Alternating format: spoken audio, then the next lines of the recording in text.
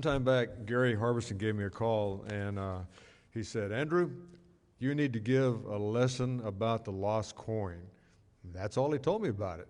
So I figured maybe the good Lord spoke to Gary, and he decided to give me a call and tell me what tonight's lesson was going to be about. So that's what our lesson will be about tonight, and I want to give him credit for the idea. And interestingly, Friday I was over here, and this kind of fits in a way, I think. Needed to get the garden laid by, as we would say on the farm, where you can take off and leave for a few days. And I was working out there, and a friend had called me up and said, hey, can I come over and help you? And I said, sure, I can use some extra help. So he showed up, and about 9 o'clock brought me a Gatorade. And so we commenced working in the garden, one thing and another. And then after about an hour, it was getting kind of warm, so we said, hey, let's go sit down underneath one of those oak trees over there. So we did, and we were sitting there drinking. He had a coffee, I had a Gatorade, and then just talking about different things. And after about 5 or 10 minutes, I looked off towards my right, which was in the direction of the road there, and I noticed this young man walking across the parking lot. I thought, well, I don't know what this is all about. And he walks over to where we're sitting there, leaning up against the oak tree, and he said, is there a convenience store close by? And my friend said, yes, there's one right down the corner here, Stripes, I think it is. And then he said, what are you guys doing? Well, we're just taking a break from working in the garden over here. And we start talking, and I don't know how this happens, but funnily enough, things kind of come around to how the Lord's working in our lives. And he was standing there, and he said, about a year ago, I just picked up the Bible, and I just started reading it, and I read it from cover to cover. And he just kind of looked at us like, what do you think about that? And we commented that we thought that was rather interesting. And we talked some more. And finally, I said to him, would you like to learn how to pull onions? Because I figured not too many kids know how to pull onions. And he said, yeah. So we got up, we walked over to where the onion patch is there in the garden. I pointed out a couple to him. I said, there they are. And he said, do I just reach down and pull them out? Yeah, that's what you do. So he reached down and grabbed a couple onions, pulled them out of the ground, looked at them, and of course they didn't look like what you see in H-E-B or Walmart. So it was, it's kind of an interesting look on his face, and pulled a couple more and gave them to him, cut off a little head of broccoli. And he seemed pretty happy with himself, and he said, can I go over there and shoot a few baskets? And I said, yeah, sure, there's a basketball. So he went over and he shot a few baskets and played with that, and me and the other fellow, we kept on working. And as he was walking off, I noticed, looking off to the south side of the parking lot, here comes another fellow walking over. Met him about a year ago, Rhonda and I did. If you recall, that first house we knocked on that I was going to give up on, and you said, wait, Andy, come back. And sure enough, somebody came to the door. And, well, it was the gentleman from that house there. And he's become friends because we've started taking him produce out of the garden. And so he just walks out there where we're working, and he looks at what we're doing, and so he just jumps right in and starts helping too. And he says, I like working out here. I said, well, great, you can come over anytime and help us out. And the reason why I'm pointing all this out is I think it illustrates something about the lost coin in manner of speaking. Opportunity was provided. Involvement was offered, and fellowship took place. And I think for a church, if we can provide, as Bill is going to be doing tomorrow, opportunity, involvement, and fellowship, you will be surprised at the results. Let's take a look in the Bible. Oh, before we do that, I made a note here. One of the things that BC is doing, I think, is very good, because once a month he has a cookout at his house, and it's for guys. Ladies, I know you'll have ladies' days coming up, so we're trying to have a balance here and everything. But the good thing is we're having men come there that have visited the church from time to time, but it's a very good opportunity for them to just be there, hang out, see how the barbecuing is going, sit and talk about whatever they'd like to talk about. And I think when a church does those kind of things in the community, it's like what Jesus often did. Let's turn to Luke chapter 19.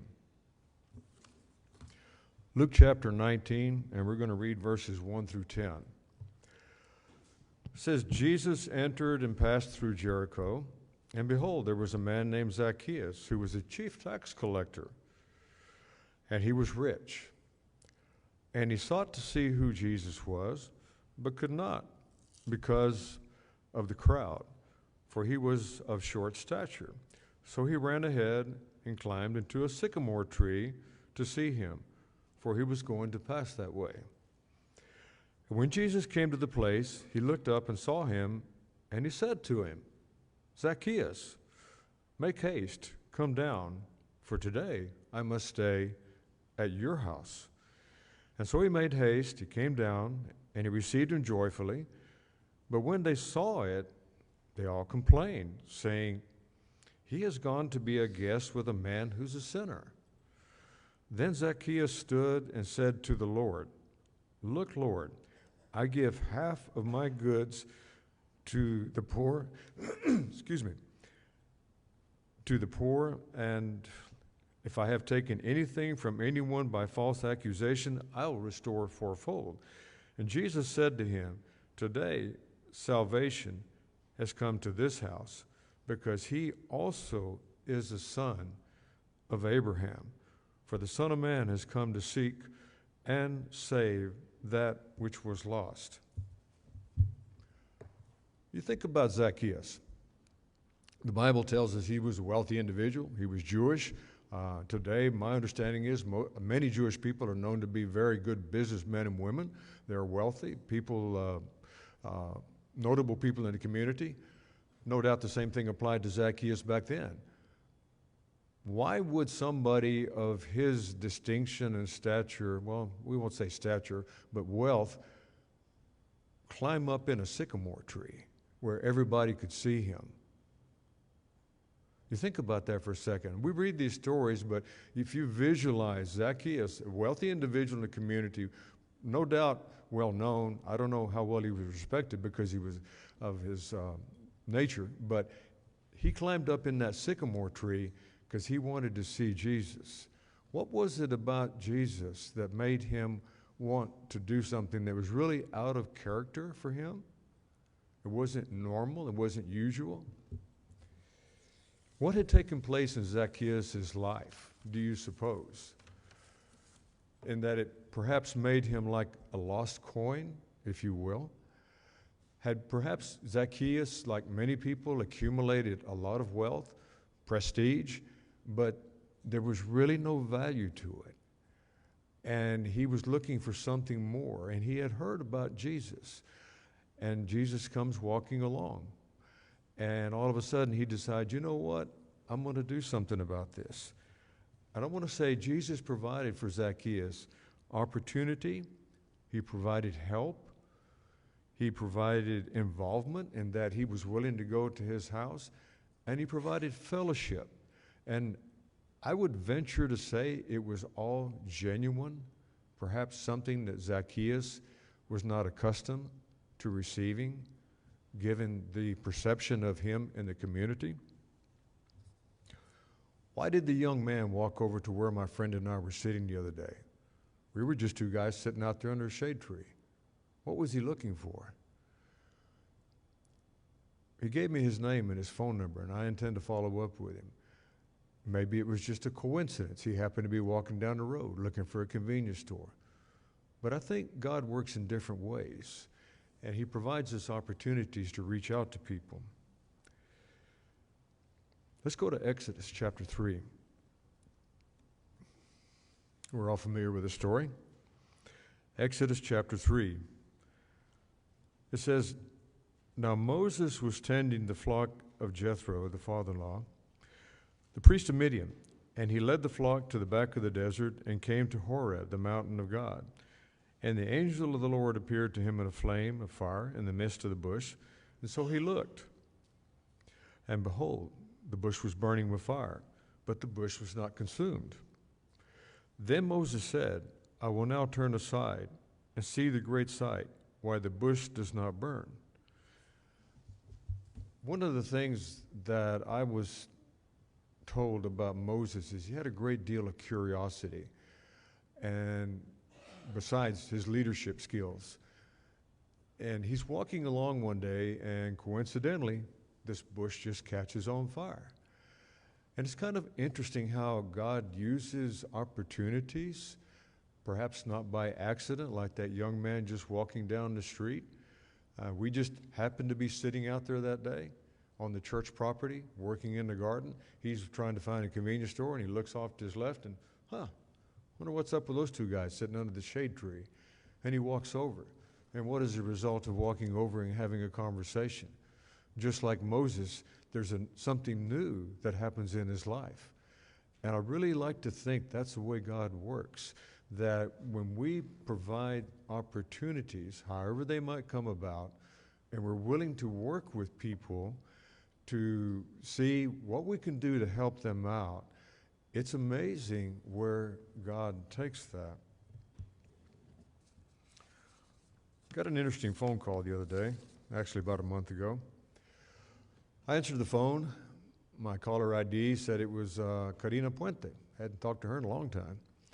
And she called up. She said, "Hey, Andy, be okay if we go to church again with y'all?" "Well, sure. Yeah, my sister and I, we want to start going to church again." So went by and picked them up that Sunday, and they've been coming to church. And they're now, her younger sister Vanessa is a freshman in college. Karina's a senior in college. And they're not little girls anymore like they were when they first started coming, when they were 6 years old. They're young ladies, and they are interested in their future spiritually. But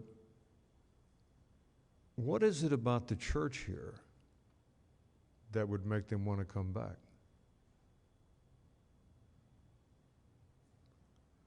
Was it the interaction with some of the Sunday school teachers? They have a very fond attachment to Yesenia Guerrero. And they look forward to making sure that I'm going to be there to pick them up on Sunday morning. They've also said they want to bring some of their nieces. Why? What happened here at church that would make them want to come back? COVID had been come and gone, 2 years, they hadn't been here. I hadn't reached out to them, even though I had thought about it a few times. I didn't take the action. Was God motivating these young ladies to think about their spiritual future, about the people that were always nice to them, that involved them? Like, I sent them some pictures today. They said, "Have you got any pictures of us when we were little kids?" I've got a lot of pictures. Pictures of Nyla cooking cookies with them back there in the fellowship hall. Pictures of Art and Melina up here one night when we had, I don't know, it was kind of a crazy night where they're bobbing for apples and stuff like that. And I got a text message back. It said, "Good memories." I have a feeling Zacchaeus had some very good memories after the time he spent with Jesus. Moses, no doubt, and I wonder this about Moses, how he had so much patience to live as long as he did and put up with 1 million+ people day after day. Because I get frustrated sometimes working with some of the kids we bring in, but then I reflect on Moses and Jesus, and I think, you know what, if they can do it, I can too. And we have to maybe think that we're part of a bigger plan, and that, if you will, there's a lot of lost coins rolling around out there in the world. And I want to say they're looking for somebody to make the effort to go out and try and pick them up and bring them back to the Lord. Some will be willing, some will be not. But we need to make that effort. And every now and then we're going to get a nice surprise when one of those lost coins contacts us, because they want to come back to the church where they had good memories. So in the in the manner that you can, because we all here have different talents, continue to reach out in the world to the lost coins that are out there. And we'll see how God uses those efforts. And I would say at this point, if anybody has any needs of our congregation, I would ask you to come forward as Randy leads us in our invitation song. If you would please stand.